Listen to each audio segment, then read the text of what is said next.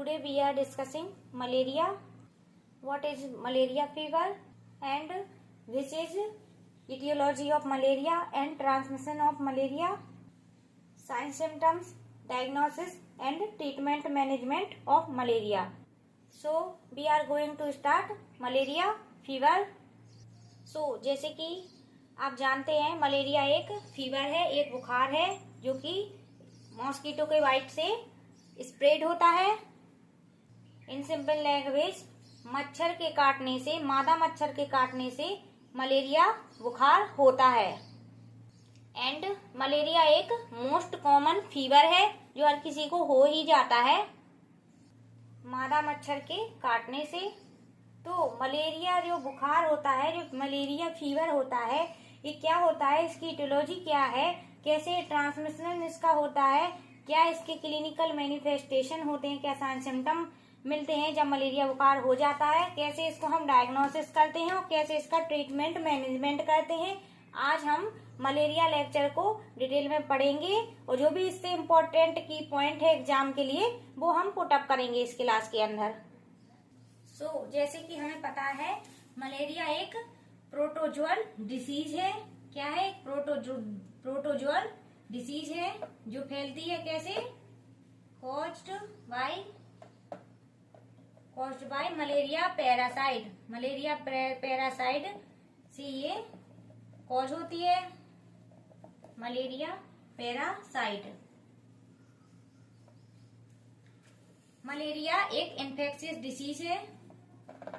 It is an infectious या infections cause by Plasmodium parasite, जो कि प्लाज्मोडियम पैरासाइट के थ्रू स्प्रेड होती है, इन्फेक्टेड होती है।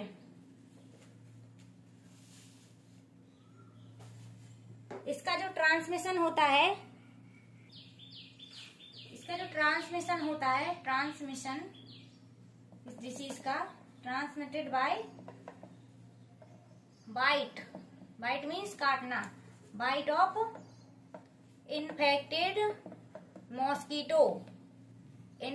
मॉस्किटो के काटने से, इन्फेक्शन संक्रमण जो मच्छर होता है उसके काटने से फैलता है। मलेरिया फीवर जो इन्फेक्टेड संक्रमण मच्छर होता है उसके काटने से इसका ट्रांसमिशन होता है। और जो इन्फेक्टेड जो मॉस्किटो होती है उसका नाम क्या है? फीमेल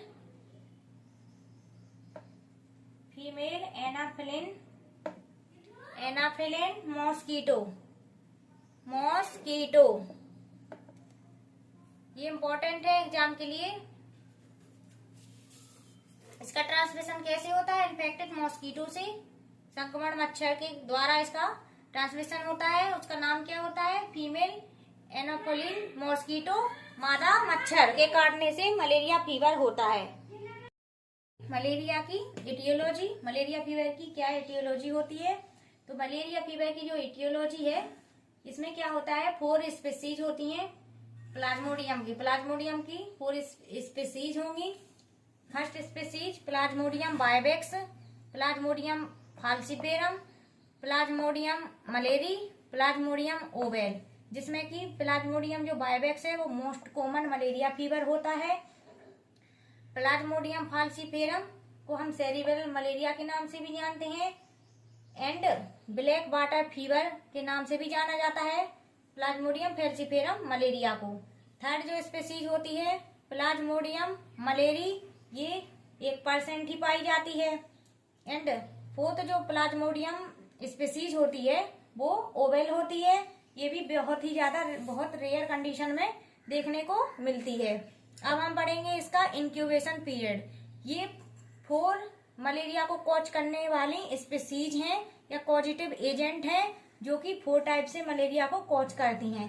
4 स्पीसीज हैं इसकी, चारों स्पीसीज में अलग अलग ये डिसीज को कॉज करेंगी, जिसमें कि प्लाज्मोडियम बायबैक्स मोस्ट कॉमन पाया जाने वाला मलेरिया होता है। अब पढ़ेंगे हम इनका इंक्यूबेशन पीरियड। तो इनका इंक्यूबेशन पीरियड क्या रहेगा? प्लाज्मोडियम वाइवेक्स का इंक्यूबेशन पीरियड 8 से 17 दिन रहेगा। प्लाज्मोडियम फाल्सीफेरम या सेरिबेल मलेरिया का जो इंक्यूबेशन पीरियड रहेगा ये 9 से 14 दिन तक रहेगा। प्लाज्मोडियम मलेरी जो 1% पाया जाता है, इसका जो इंक्यूबेशन पीरियड रहेगा वो 18 से 40 दिन तक रहना है। चौथा, प्लाज्मोडियम ओवेल, ये बहुत ही रेयर कंडीशन में पाया जाता है। इसका जो इंक्यूबेशन पीरियड रहता है वो 16 से 18 दिन का होता है। तो ये जो हमने 4 स्पीसीज पढ़ी हैं मलेरिया की, ये स्पीसीज ही मलेरिया को डिसीज में कॉज करने के लिए रिस्पॉन्सिबल होती हैं। अब पढ़ेंगे हम मलेरिया फीवर के अंदर क्या साइन सिम्टम्स हमें देखने को मिलते हैं। मलेरिया के जो मरीज होते हैं उनके अंदर क्या सिम्टम्स, क्या लक्षण दिखाई देते हैं, जिससे कि हम डिटरमाइन करते हैं कि पेशेंट को मलेरिया फीवर है। तो सबसे पहला साइन हमें पता है, हम मलेरिया फीवर को स्टडी कर रहे हैं तो पहला साइन फीवर ही रहेगा। तो फीवर में जो टेम्परेचर आता है पेशेंट को वो कितना आएगा? 39 to 41 सेल्सियस रेज होगा। फीवर आएगा, टेम्परेचर 39 to 41 सेल्सियस रेज होगा टेम्परेचर पेशेंट का। इसमें 4 स्टेज रहती है साइन सिम्टम की। फर्स्ट हो गई कोल्ड स्टेज। कोल्ड स्टेज के अंदर हेडेक होगा, नोजिया होगा और चिली सेंसेशन होगा। जो बुखार आएगा वो ठंड लेकर के बुखार आएगा, कपकपी लेकर के बुखार आता है। हॉट स्टेज के अंदर क्या होता है? बर्निंग हॉट या इंटेंस फीवर रहेगा। स्वेटिंग स्टेज के अंदर क्या रहेगा? प्रोफ्यूज स्वेटिंग, पेशेंट को ज्यादा पसीना आएगा मलेरिया के अंदर। तो ये हमने इसकी क्लिनिकल मैनिफेस्टेशन को स्टडी कर लिया है। एंड अब पढ़ेंगे हम इसका डायग्नोसिस। तो मेनली मलेरिया फीवर को हम डायग्नोसिस करते हैं, कैसे डायग्नोस किया जाता है। तो इसके जो डायग्नोसिस मेथड है, पहला है क्या? Thin film. ये मेथड होते हैं लैब के अंदर। थिन फिल्म के अंदर हम क्या करेंगे? इसका डिटेक्शन ऑफ स्पीसीज, जो हमने 4 स्पीसीज पढ़ी थी मलेरिया की, उसका डिटेक्शन करते हैं कि इन 4 स्पीसीज में से कौन सी स्पीसीज है मलेरिया फीवर के अंदर। तो थिन फिल्म के अंदर हम क्या करते हैं? Detection of species. एक और फिल्म होती है उसे हम थिक फिल्म कहते हैं। उसमें क्या होता है? For searching of parasite. इसके अंदर हम पैरासाइट को ही सर्च करते हैं कि किस टाइप का पैरासाइट है, किस टाइप का मलेरिया पैरासाइट है। एंड तीसरा जो टेस्ट होता है लैब के अंदर, आरडीटी टेस्ट, डायग्नोस करने के लिए मलेरिया को। आरडीटी टेस्ट जिसे हम रैपिड डायग्नोसिस टेस्ट कहते हैं, रैपिड डायग्नोसिस टेस्ट। इसके अंदर क्या होता है? हम इसके अंदर डिटेक्शन करते हैं एंटीजन का, जो सर्कुलेशन पैरासाइट है, सर्कुलेटरी पैरासाइट है। जो सर्कुलेटरी पैरासाइट है उसमें प्रेजेंट एंटीजन को डिटेक्शन करने के लिए हम आरडीटी टेस्ट करते हैं और ये इजीली किसी भी मेडिकल पे अवेलेबल हो जाती है। आरडीटी टेस्ट करने के लिए किट आती है जिसके माध्यम से हम मलेरिया टेस्ट करते हैं। अब पढ़ेंगे हम इसके प्रिवेंशन। इसके प्रिवेंशन कौन कौन से हैं? क्या प्रिवेंशन के लिए हमारी गवर्नमेंट ऑफ इंडिया ने मलेरिया प्रिवेंशन के लिए कौन कौन से प्रोग्राम लॉन्च किए, कौन कौन से प्रोग्राम चलाए, जिससे कि मलेरिया फीवर को हम कंट्रोल कर सकें, प्रिवेंट कर सकें। सबसे बेस्ट है मलेरिया फीवर को कंट्रोल करने के लिए, प्रिवेंशन करने के लिए हम अपना घरेलू ही कुछ मतलब सावधानी या फिर घरेलू उपाय करके भी हम इससे प्रिवेंशन किया जा सकता है। जैसे कि हमारा जहाँ घर है वहाँ आसपास पानी इकट्ठा तो नहीं हो रहा है जहाँ पे मच्छरों का लार्वा बनता है। अगर हमारे कॉलोनी के आसपास कहीं पे भी इकट्ठा पानी इकट्ठा हो रहा है तो उसको हमें वहां से हटाना है और आसपास के एरिया को, वातावरण को साफ रखना है। और हो सके तो रात में सोते समय हमें नेट का उपयोग करना है, जिससे कि मच्छर के काटने से बचा जा सके और मलेरिया फैलने से रोका जा सके। तो ये सबसे इम्पोर्टेंट प्राइमरी प्रिवेंशन है। जिससे कि हम मलेरिया को प्रिवेंट कर सकते हैं। तो ये प्राइमरी प्रिवेंशन मैंने एक्सप्लेन किए हैं। जैसे कि हमारे आसपास एरिया में कहीं पर भी पानी इकट्ठा हो रहा है या गमलों में पानी भरा है या कूलर में पानी भरा है तो उसको ज्यादा समय तक भरा हुआ नहीं रखना है। क्यों? क्योंकि पानी के अंदर ही मलेरिया का जो पैरासाइट होता है वो क्या करता है, जो एनाफिलिस मच्छर होती है, मादा मच्छर होती है, वो इकट्ठे पानी में ही अपना लार्वा बनाती है। इसलिए सबसे बेहतर है कि हम प्राइमरी प्रिवेंशन का उपयोग करें और इकट्ठे पानी को वहां से हटाने की कोशिश करें। कूलर में ज्यादा समय तक पानी भरा नहीं रखना है, गमलों में पानी नहीं रखना है, आसपास के एरिया को क्लीन रखना है। गंदा पानी है तो उसको भी हटाना है वहां से, जिससे मादा मच्छर अपना लार्वा ना बना सके। और रात में सोते समय हमें नेट का उपयोग करना है, मच्छरदानी लगा के ही सोना है। सो ये कुछ प्राइमरी प्रिवेंशन है। और भी प्रिवेंशन है जो कि हमारी गवर्नमेंट ऑफ इंडिया के द्वारा, हमारी भारत सरकार के द्वारा कुछ प्रोग्राम्स बनाए गए हैं। जैसे कि मलेरिया कंट्रोल प्रोग्राम है, नेशनल मलेरिया कंट्रोल प्रोग्राम है, ये किस सन में लॉन्च हुए हैं, है ना। इन सब चीजों की, इस प्रोग्राम के बारे में भी हम स्टडी कर लेते हैं, क्योंकि एग्जाम में ये भी पूछा जाता है कि कौन सा प्रोग्राम किस सन में लॉन्च हुआ। और नर्सिंग के हर एग्जाम में नेशनल प्रोग्राम से 1-2 क्वेश्चन पूछे ही जाते हैं, चाहे वो मलेरिया के प्रोग्राम्स हो, कंट्रोल के प्रोग्राम हो या अदर प्रोग्राम्स हो। इसकी भी एक अलग से हम वीडियो बना के आपको सारे प्रोग्राम्स एक्सप्लेन कर देंगे किस सन में लॉन्च हुए हैं। ये सारी चीजें एक अलग से वीडियो में कवर कर लेंगे। अब हम पढ़ते हैं इसका ट्रीटमेंट मैनेजमेंट। इसका क्या ट्रीटमेंट मैनेजमेंट रहेगा? Treatment management. तो जैसे कि हमने बताया था आपको कि हमने मलेरिया की 4 स्पीसीज पढ़ी थी, तो चारों स्पीसीज के अलग अलग ट्रीटमेंट है यहाँ पे।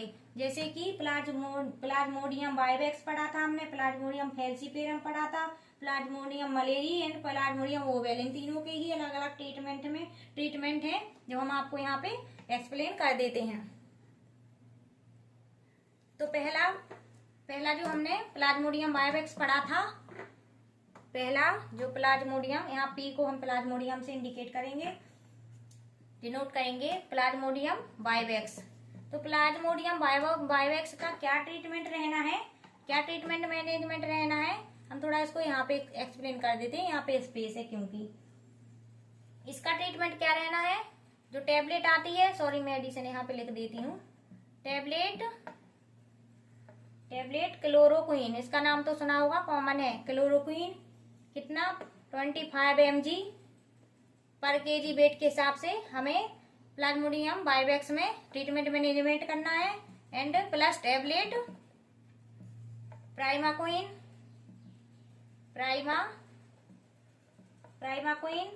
0.25 mg हमें पर kg वेट के हिसाब से मैनेजमेंट करना है मलेरिया पैरासाइट फीवर के अंदर।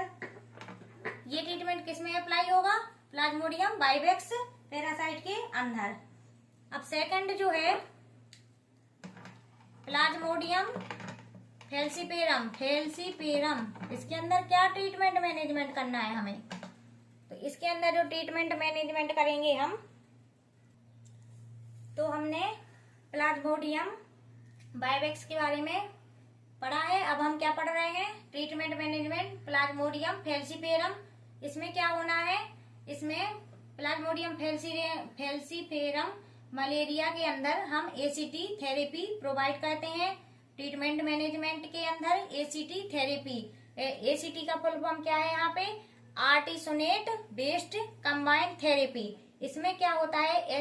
एसीटी की एक कंबाइंड थेरेपी होती है 3 डोज की, जैसे कि यहाँ पे लिखी है ये। फर्स्ट इसमें कौन सी इंक्लूड रहेगी? Artesunate 50 mg plus sulfadoxine 500 mg plus pyrimethamine 25 mg। इन तीनों मेडिसिन का कॉम्बिनेशन थेरेपी ही एसीटी थेरेपी है। ये हम फैल्सीपेरम प्लाज्मोडियम फैल्सीपेरम फीवर के अंदर या मलेरिया के अंदर प्रोवाइड करते हैं पेशेंट को। और ये ACT थेरेपी के अंदर 3 मेडिसिन का कॉम्बिनेशन होता है और हम ये 3 दिन तक पेशेंट को प्रोवाइड करते हैं, एडमिनिस्टर करते हैं। और प्राइमाकोइन जो होती है वो सिंगल डोज हम सेकेंड डेज देते हैं। एक और इसमें याद रखने वाली इम्पोर्टेंट बात यह है कि in pregnancy, during the pregnancy, हम कौन सी, अगर महिला को मलेरिया है, मलेरिया पैरासाइट है, मलेरिया फीवर है, तो हम क्या ट्रीटमेंट प्रोवाइड करेंगे। तो ये हमें याद रखना है कि जो प्रेगनेंसी के टाइम पे हमें क्विनिन ही एडमिनिस्टर करना है, रिकमेंडेड करना है। और वो भी कब दे सकते हैं हम, फर्स्ट ट्राइमेस्टर के अंदर, फर्स्ट ट्राइमेस्टर ऑफ प्रेगनेंसी के अंदर ही हम क्विनिन मेडिसिन प्रोवाइड करेंगे if pregnant mother is affected with the malaria parasite. और इसमें एक चीज और ध्यान रखना है कि अगर फीमेल प्रेग्नेंट है, उसे मलेरिया है, तो उसमें कंट्राइंडिकेशन कौन सी मेडिसिन रहेगी। तो ये भी एग्जाम के लिए बहुत ही इम्पोर्टेंट है कि हम मलेरिया पैरासाइट, मलेरिया फैल्सीपेरम के अंदर जो ट्रीटमेंट प्रोवाइड करते हैं प्रेग्नेंट फीमेल के लिए, तो उसमें कंट्राइंडिकेशन जो मेडिसिन रहेगी वो हमारी प्राइमाकोइन रहेगी। हम प्राइमाकोइन एडमिनिस्टर नहीं करेंगे, रिकमेंडेड नहीं रहेगी। केवल और केवल इन प्रेगनेंसी के अंदर क्विनिन मेडिसिन ही रिकमेंडेड रहेगी, वो भी फर्स्ट ट्राइमेस्टर के अंदर। तो ये जो हमने अभी पढ़ा है मलेरिया फैल्सीपेरम का ट्रीटमेंट मैनेजमेंट पढ़ा है। इस तरह से हम मलेरिया को मैनेजमेंट करते हैं। अब हम मलेरिया फीवर के लिए जो गवर्नमेंट ऑफ इंडिया के द्वारा कुछ प्रोग्राम चलाए गए थे, नेशनल प्रोग्राम, राष्ट्रीय प्रोग्राम चलाए गए थे, उनके बारे में हम डिस्कशन कर लेते हैं क्योंकि वो भी इम्पोर्टेंट है एग्जाम के लिए। तो अब हम पढ़ेंगे नेशनल प्रोग्राम, मलेरिया के जो नेशनल प्रोग्राम चलाए गए थे उनके बारे में स्टडी करेंगे। तो आप देख लीजिए इसे, जो नेशनल प्रोग्राम ऑफ मलेरिया है, जो गवर्नमेंट ऑफ इंडिया के द्वारा चलाए गए, लॉन्च किए गए थे मलेरिया को प्रिवेंट करने के लिए, कंट्रोल करने के लिए। तो पहला जो प्रोग्राम लॉन्च हुआ था नेशनल मलेरिया कंट्रोल प्रोग्राम, जिसे हम शॉर्ट में NMCP कहते हैं। ये कब लॉन्च हुआ था, अप्रैल 1953 में। इसका कभी कभी NMCP भी पूछ लिया जाता है एग्जाम में कि इसका फुल फॉर्म क्या है, कौन सा प्रोग्राम है, तो हमें इसका नाम भी पता होना चाहिए। और ये कब लॉन्च हुआ था, किस मंथ में लॉन्च हुआ था, इसका भी हमें पता होना चाहिए। नेशनल मलेरिया कंट्रोल प्रोग्राम को फिर चेंज किया गया, इसको चेंज करके इसको नाम दिया गया नेशनल मलेरिया एरेडिकेशन प्रोग्राम, जिसे हम NMEP कहते हैं। इसे हमने कब लॉन्च किया, 1958 के अंदर इसे दोबारा से लॉन्च किया गया। फिर इसके बाद इसी प्रोग्राम को हमने रीनेम्ड किया, NMEP को रीनेम्ड करके चेंज किया national anti malaria programme, national anti malaria programme NAMP into 1999 में लॉन्च किया गया, रीनेम्ड किया गया। फिर इसी प्रोग्राम को NAMP प्रोग्राम को अगेन रीनेम्ड किया गया और इसका नाम रखा गया national vector borne disease control programme, जिसे हम शॉर्ट में NVBDCP कहते हैं। ये कब लॉन्च किया गया, 2002 के अंदर इस प्रोग्राम को लॉन्च किया गया था। फिर इसके बाद प्रोग्राम को एक फ्रेमवर्क दिया गया, नेशनल फ्रेमवर्क दिया गया और इसमें ये प्लान किया गया कि जो मलेरिया है इसे एलिमिनेशन करना है।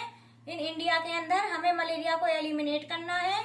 2016 से 2023 तक के अंदर में हमें मलेरिया को एलिमिनेशन करना है। और ये जो प्लान और ये प्रोग्राम लॉन्च किया गया, कब किया गया, फरवरी 2016 में इस प्रोग्राम को बनाया गया कि 2016 से लेकर 2030 तक मलेरिया को इंडिया से इरेडिकेट करना है, एलिमिनेशन करना है। तो ये कुछ गवर्नमेंट ऑफ इंडिया, हमारी भारत सरकार के द्वारा चलाए गए कुछ मलेरिया को प्रिवेंशन करने के लिए जो प्रोग्राम है, जो एग्जाम में कभी कभी पूछे जाते हैं, तो इसको आप अच्छे से पढ़ लेना। ये मलेरिया को प्रिवेंशन, मलेरिया बुखार को प्रिवेंशन करने के लिए प्रोग्राम है।